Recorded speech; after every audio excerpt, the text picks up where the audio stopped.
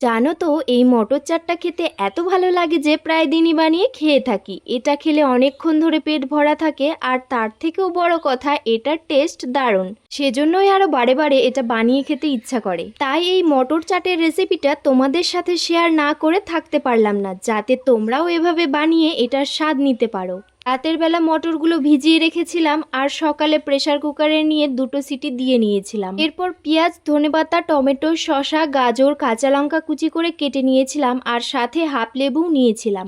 এরপর সেদ্ধ মটরগুলো একটা প্লেটে নিয়ে শসা কুচি, গাজর কুচি, টমেটো কুচি, পেঁয়াজ কুচি, কুচনো কাঁচা লঙ্কা, ধনেপাতা, সাথে কয়েকটা মশলা অ্যাড করেছিলাম, যেমন লঙ্কা গুঁড়ো, গোলমরিচ গুঁড়ো, চাট মশলা, বিট নুন, টমেটো কেচাপ, আর শেষে লেবুর রস দিয়ে মিশিয়ে নিলেই রেডি এমন সুস্বাদু মটর চাট খাবার জন্য।